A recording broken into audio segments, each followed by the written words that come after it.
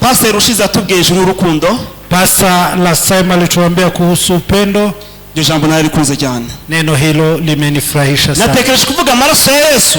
Nimefikiria kuongea kuhusu damu ya Yesu. Ariko ntekereza yuko urukundo n'urwo rubanza. Lakini nikafikiria kwamba upendo ndio huanza. Kuko mu gucungura k'umwana w'umuntu, katika ukombozi wa binadamu habanje urukundo. Kumeanza upendo. Yo hataza kubaho urukundo, basinge kuwa upendo, ntabwo twari gucungurwa. Basi hatungelikombolewa.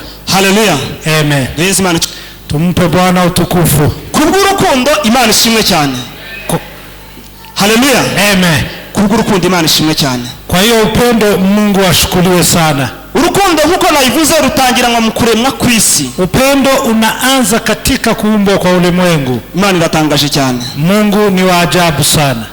Imana imaze kurema ibintu byose. Mungu alipoumba vitu vyote, ile mu mwana w'umuntu, ikamuumba binadamu. Urazi impamvu se Imana aremye ibintu byose nyuma yo kurema umuntu? Kwa nini Mungu ameumba binadamu wa mwisho baada ya kuumba vitu vyote? Ni kugira ngo Imana yashaka kugira ngo imuremere buri kimwe cyose azakinera. Ilikuwa Mungu amundie kila chochote atakachokihitaji. Nkuko umugabo iyo agiye kuva mu rugo agiye mu kazi, kama vile mzee hutoka nyumbani akielekeza kazini, agomba gusiga ibintu byose baza gukenera umugore n'abana. Lazima aache kila kitu ambao watoto na mama watahitaji. Niyo mpamvu Imana yabaje kugira ngo ituremere buri kimwe cyose tugomba gukenera. Ndiyo sababu Mungu akaunda kwanza chochote tunachokihitaji. Urumva urukundo rwatangiranye mu kurema kw'isi. Kwa hivyo upendo imeanza katika kuumbwa kwa ulimwengu. Urukundo rurakomeza, upendo ikaendelea n'igihe umwana w'umuntu acumuye, hata wakati binadamu alipomwasi Mungu. Yesu Imana cyubahiro cyane. Haleluya. Amen.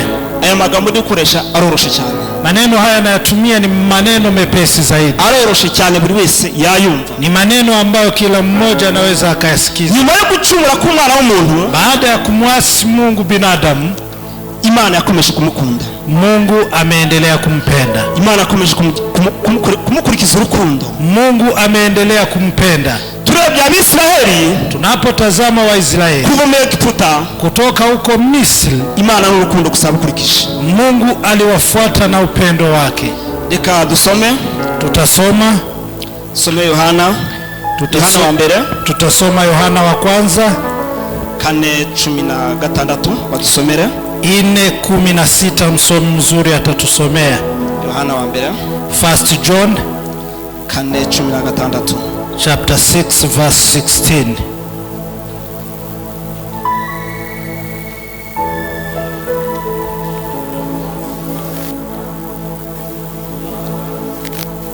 Mumfashe mu microphone. Mwasaidie na kipaza sauti.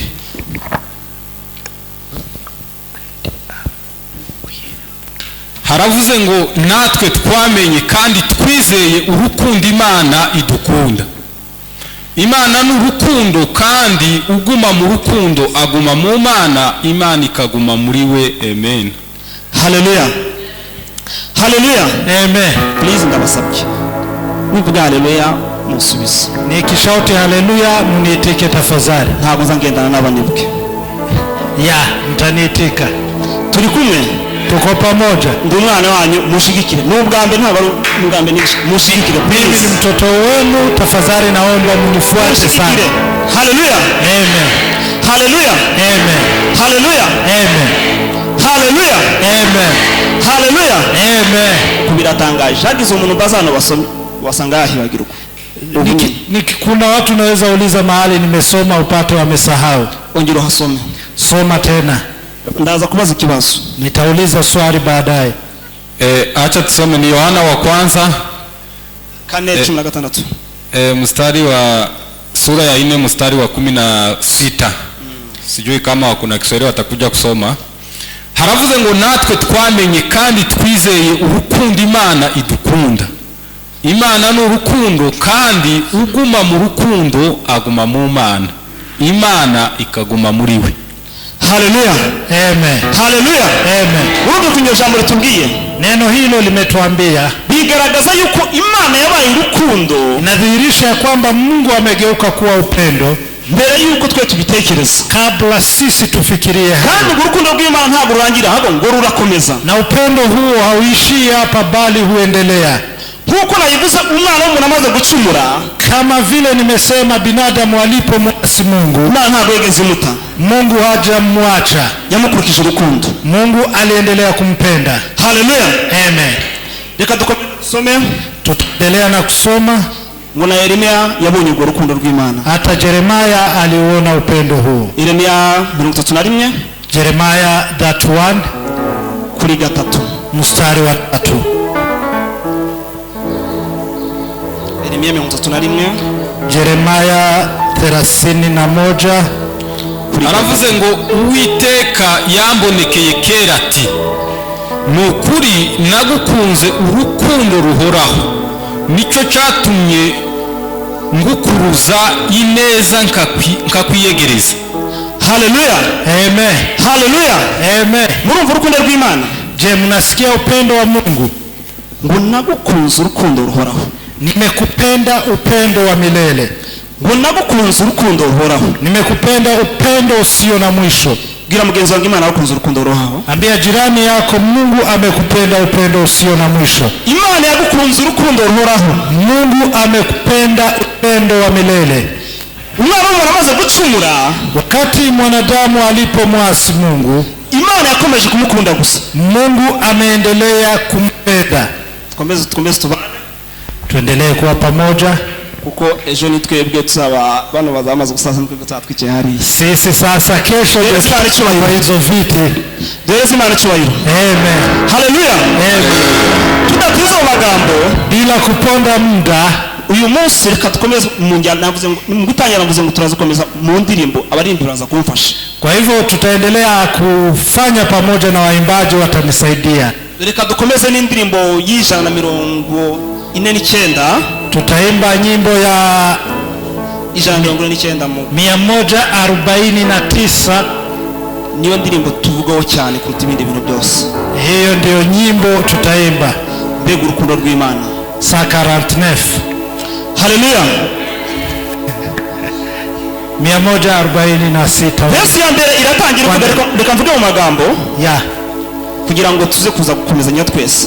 nitaisoma kisha tuendelee pamoja. Mbega urukundo rw'Imana yacu.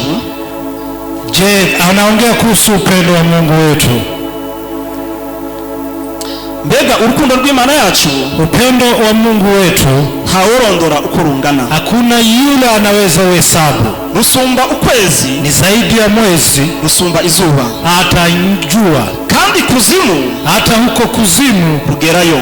lunafika huko. Rwatumye Yesu Imesababisha Yesu aza mu isi yacu, akaja duniani ngo indushi aturuhure, ili wale walikuwa wanachoka aweze kuwapumzisha. na cya kirara Hata yule mtoto ambaye ni mbaya, cy'inzererezi ambaye alikuwa prodigal sana, cyatumye se acyakira. ambaye upendo huo umesababisha baba yake kumpokea. Ayo magambo murayumva neza? Maneno hayo mnayasikia vizuri. Ni amagambo duhora turirimba twese, Ni maneno huwa tunayaimba kila siku, ariko byaba bitangaje ko ntawe yasobanukiwe. lakini ni jambo la kushangaza kuyaimba bila kuelewa. Haleluya. Amen. Ngo na cya kirara Hata kijana huyo, cyatumye se agikunda. upendo huo umesababisha baba ampokee mwana mpotevu. Ese icyo kirara murakizi aho cyavuye? Je, mnajua mwana huyo mpotevu? Ni umwana wasabye imitungo ye yose, Ni mwana yule ambaye ameomba urithi kwa babaye, aragenda ajya ahandi hantu cyangwa se mahanga, na akaenda kabisa. ariko nyuma y'ibyo byose bimaze gushira aragaruka kandi. Baada ya hayo yote akarejea nyumbani. Ise ntabwo yegeze amwanga, Baba yake hajawahi kumchukia, ahubwo yaramukunze. bali ameendelea kumpenda. Ahubwo yaramukunze. Bali ameendelea kumpenda. Nicyo kikwereka ariko urukundo. Hicho ndicho kinadhihirisha upendo. Urukundo nyarwo, Upendo kamili. urukundo nyarwo Upendo kamili, ntabwo rushingira ku kintu, ntabwo rushingira ku kintu. it is an unconditional love. Umwana w'umuntu yagiye gukunda, Binadamu akipenda arebera ku kintu runaka. anaangalia jambo fulani. Ufite iki? Una kitu fulani, Wamufasha iki? unaweza msaidia hiki. Ariko ariko Imana kudukunda, lakini Mungu kutupenda nta kintu na kimwe yigeze irebaho. hakuangalia chochote. Duhereze Imana icyubahiro. Tumpe na utukufu. Ubundi iryo jambo atari ryiza cyane.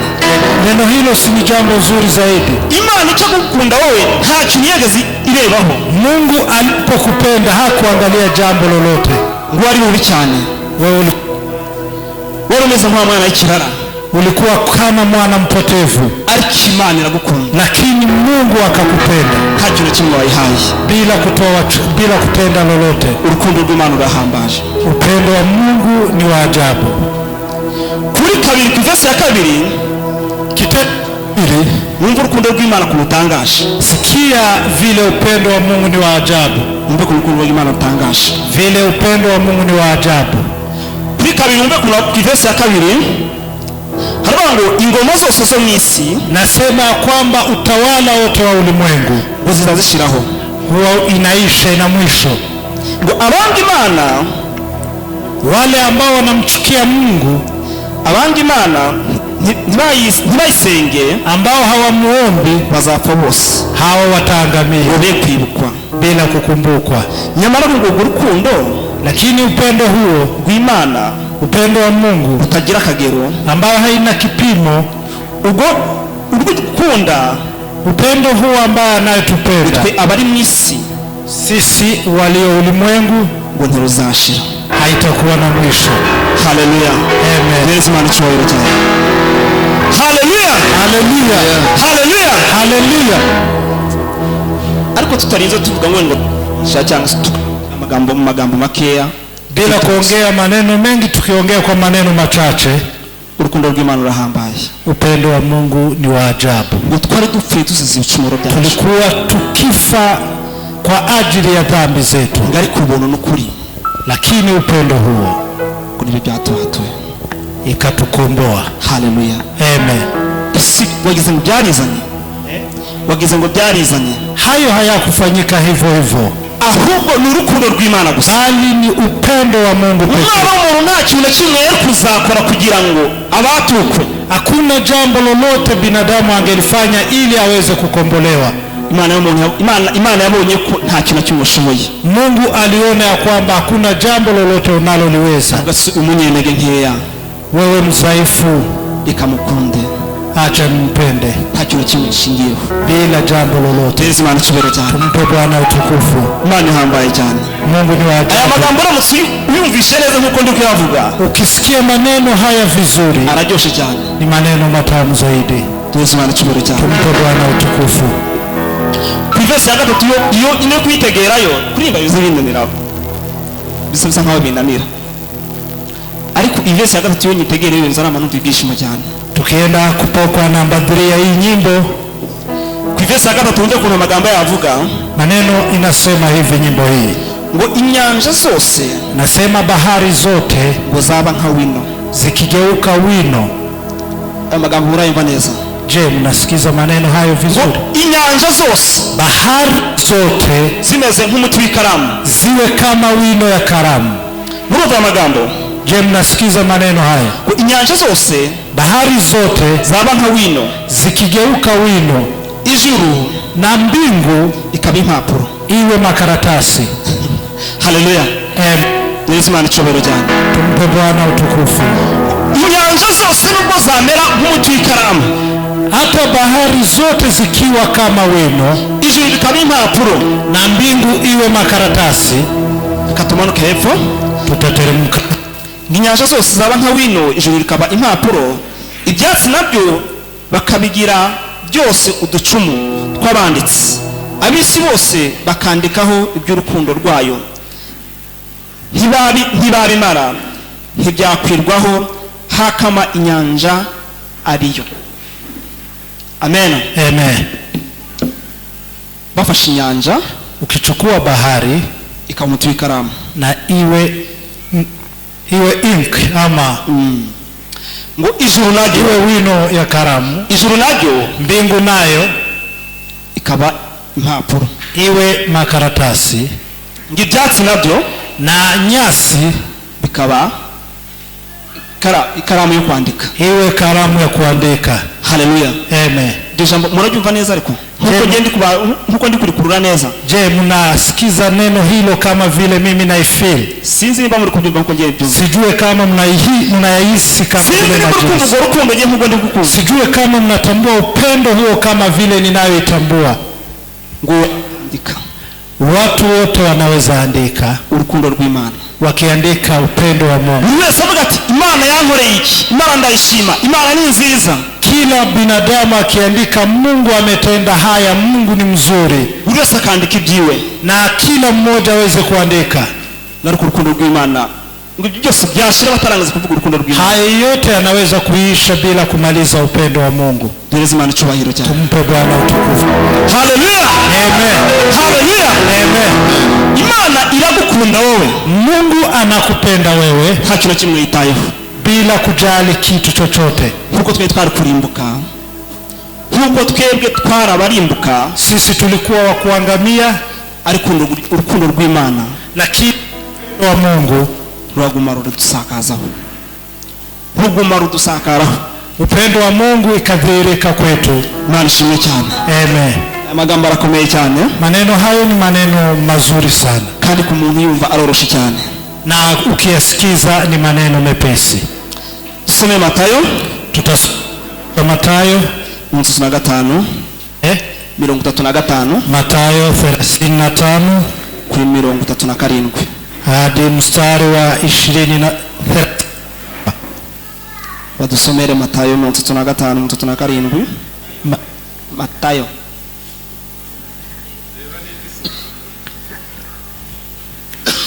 Oh, sorry. Nibeshe hano. Nimekosea kiasi.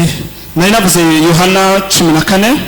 Yohana 14 13. Yohana 14:13. Tafadhali please. Mudusomere vuba.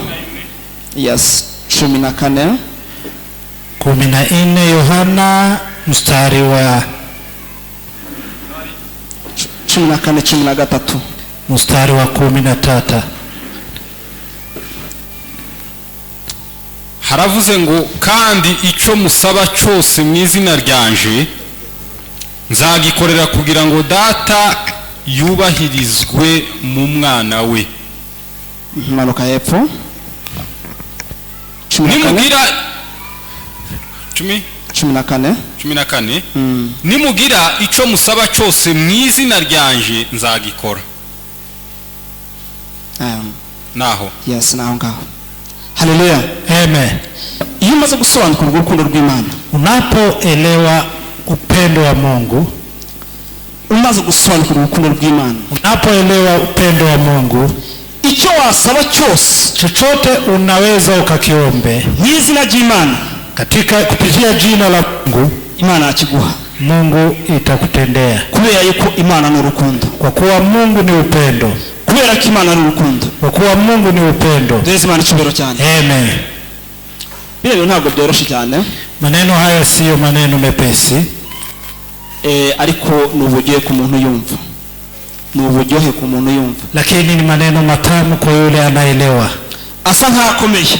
Ni kama maneno haya ni magumu, ariko wasobanukiye neza urukundo rw'Imana. Lakini ukielewa vizuri kuhusu upendo huu wa Mungu, nubwo waba usinziriye, hata ukiwa umelala, umuntu akagukangura na mtu aweze kukuamsha, ntabwo waneka kuvuga urukundo rw'Imana.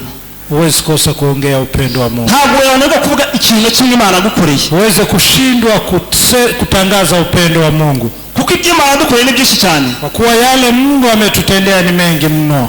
Nta muntu utabivuga. Hakuna yule hawezi kuyaongea. Haleluya. Amen. Kuri kane kuyandira 149. Tukiendelea na nyimbo hiyo, kuri kane kitenzi cha 4, tukumbuke magambo kunavuga. Acha tusikize vile mwimbaji amesema. Kandi uko ikunda umwana wayo, vile anavyompenda mwanawe, nje niko inkunda, hivyo ndivyo hunipenda ndakwiriye mimi ambaye sifai. Dereza Imana cyubahiro cyane. Amen. Haleluya. Amen. Ibaze ngo uko Imana ikunda umwana wayo, vile umpenda mwanawe, nanjye niko inkunda, hivyo ndivyo hunipenda kandi ndakwiriye. hata kama sistahili. Urumva ibyo atari bitangaza? Je, si hayo ni mambo ya kushangaza? Urumva iryo jambo atari ryiza cyane? Neno hilo si ni neno nzuri sana? Haleluya. Amen. Nuko Imana ikunda umwana wayo, Vile Mungu humpenda mwanawe, ngo nanjye niko inkunda, hivyo ndivyo hunipenda ndakwiriye hata kama sistahili. Yesu Imana icyubahiro. Ko wasanga ari abantu bazi Yesu Imana icyubahiro, hari icyo ufite gikwiriye kurya Imana gukunda wowe?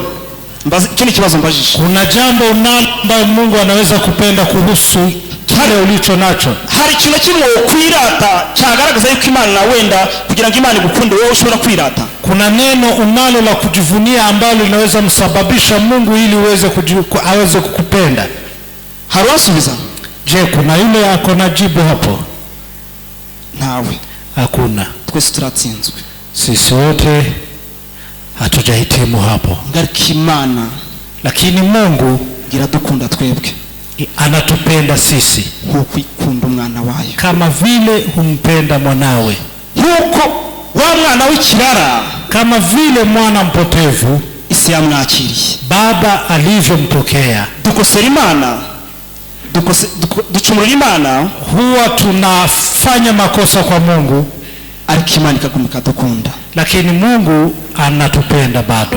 Nkuko twacumuye ku Mana, kama vile tulivyomwasi Mungu, nkuko umwana w'umuntu yacumuye ku Mana, kama vile binadamu alivyomwasi Mungu, Imana ikomeza kumusakaza urukundo, na Mungu bado akaendelea kumpenda. Haleluya. Amen. Ese turi kumwe? Bino bintu byumvikana cyangwa nabicanze? Tuko pamoja. Turi kumwe? Tuko pamoja. Yesu Imana icyubahiro cyane. Haleluya. Masere abantu bakunda ibintu babwira ngo mubonye imodoka, mubonye ibingibi, murakize, aribyo mvuga hose. Watu wao wanapenda watu wakawaambia umepata gari, umetarijika. Izo nyigisho ndazizi cyane. Je, hayo ndio mnataka tuongee? Tunayajua pia. Nizo nakirijwemo. Hapo ndipo niliokokea huko. Haleluya. Amen. Ubu ntangiye kuvuga ngo ndi kubona ukize uzamutse, ndi kubona ubonye visa, uzamura Imana icyubahiro. Nikianza kusema nimekuona ukiinuliwa kwa ngazi, ukiona visa, mnaweza inua mikono. Ariko urukundo, lakini kwa sasa naongea kuhusu upendo. Urukundo Imana igukunda, upendo ambao Mungu hukupenda. Urumva ari ibintu byoroshe cyane. Wewe unachukulia kama mambo rahisi. Ndabiwe ko Imana inkunda. Je, kwani sitambua kwamba Mungu ananipenda? Ariko ikintu kirakomeye. Lakini jambo hilo ni jambo la maana. Kumenya ibintu byose, kabla utambue maneno mengine, menya urukundo rw'Imana. Tambua upendo wa Mungu. Menya ko Imana igukunda. Jua ya kwamba Mungu anakupenda. Menya ko Imana igukunda. Jua ya kwamba Mungu anakupenda. Umwijira imbere y'Imana. Muri iyo byaririmbye ngo umwijira imbere y'Imana. Mwimbaji alisema kwamba mbinguni mbele za Mungu. Indirimbo ya 20 iyo ngiyo. Mwimbaji alisema hivyo. Ufite umuntu mvugira, ninaye mtetezi, uno mkuru w'abatambyi, yeye ni mkuu wa makuhani. Numva izina ryiwe, sikiza jina lake, witwa Rukundo, anaitwa Upendo. Ngo kandi mpamya yuko, na ninashuhudia ya kwamba, ariko umuririmbyi yarafite kwizera, yarafite shigamanga. Mwimbaji huyu alikuwa na ujasiri. Haleluya. Amen. Ngo mwijira imbere y'Imana, mbinguni mbele ya Mungu, mfite umuntu mvugira, ninaye mtetezi, ni umukuru w'abatambyi, ni mkuu wa makuhani, kandi yitwa Rukundo, na jina lake ni Upendo. Haleluya. Amen.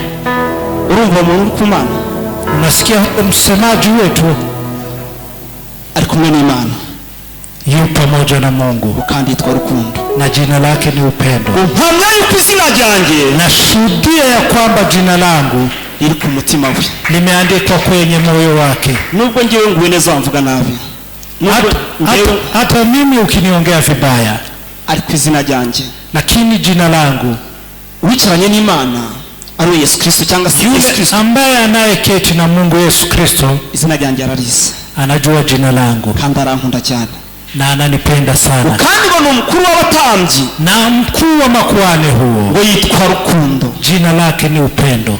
Mbese ngo ninde wundi woza undega kuri uwo mwana? Je, nani mwingine anaweza nishtaki kwa mfalme huyo? Reka mbaho urugero guhuse, acha niwape mfano. Uyabaye papa wanjye, huyu amekuwa babangu, arankunda cyane, Penda sana. azi buri kimwe cyose nkeneye. Anajua hitaji zangu zote. Wowe uturutse hirya Na wewe umetoka huko, uje uvuga amakuru anyerekeye atari meza kandi papa asanzwe anzi. unakuja ukiniongea mambo mabaya na baba mwenyewe ananijua. Nta nubwo yokumva. Hawezi akakusikiza. Niyo mpamvu dufite umuntu tuvugira mu ijuru. Ndio sababu tunaye mtetezi mbinguni. Uwo nguwo nta wundi yitwa Rukundo. Na huyo si mwingine, ni upendo. Haleluya. Amen. Ngo nubwo Satani, Yesu atanyibukije gukiranirwa kwanjye, Hata kama mwovu unikumbusha maovu yangu, ngo ntumbira mu ijuru. mimi huwa natazama mbinguni. Ndeba umukiza Ninatazama mkosi wabikuyeho byose, aliyeondoa yote. Yesu Imana icyubahiro. Haleluya. Turi kumwe, Tuko pamoja. turi kumwe, Tuko pamoja. turi kumwe, Tuko pamoja. turimba akarembo mwishe imbere y'Imana. Ufite microphone turi imbere. Ndi muri 120. Yesu rukundo.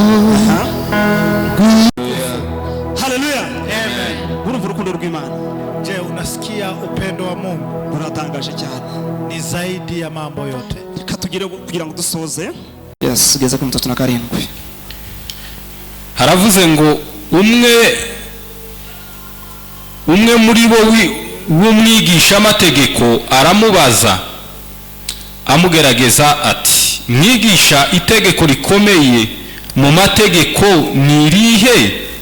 Nawe aramusubiza ati, ukundisha Uwiteka Imana yawe umutima wawe wose n'ubugingo bwawe bwose n'ubwenge bwawe bwose, iryo ni ryo tegeko rikomeye ry'imbere. Haleluya. Haleluya. Amen. Umuntu ujunda yarambwiye, se none se iki Imana dusaba ni iki mu gihe adukunze? Kuna mtu ameniuliza, je, mbona Mungu ametupenda, kile anachotuomba ni kipi? Dukundane, Tupendane. dukunde iyo Imana yadukunze. Tupende Mungu huyo aliyetupenda. Haleluya. Amen. Dukundane kandi dukunde Imana yadukunze. Tupendane na tumpende Mungu aliyetupenda. Kuko iki kintu nicyo kintu cy'ingenzi cyane. Hii ni jambo la maana zaidi. Haleluya. Amen. Reka sohereze ku karirimbo k'120. Nitatamatisha kwa wimbo wa 120 kwa nyimbo za kumshukuru Mungu kugira ngo dusoze, ili tuweze kutamatisha. Indirimbo 120. Nyimbo ya 120.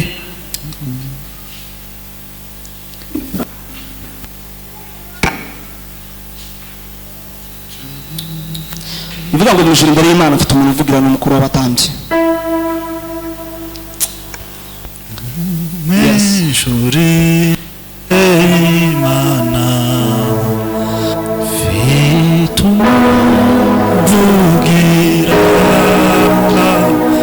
n'umukuru w'abatambyi. Duhaguruke twese turirimbane, duhaguruke twese dufashanye. Tusimame sisi wote tuimbe pamoja.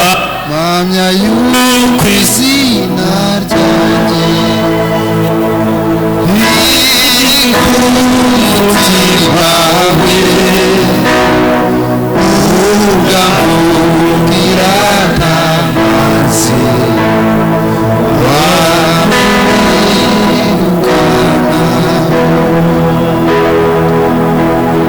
Mpamya yuko izina ryanjye riri ku mutima wawe,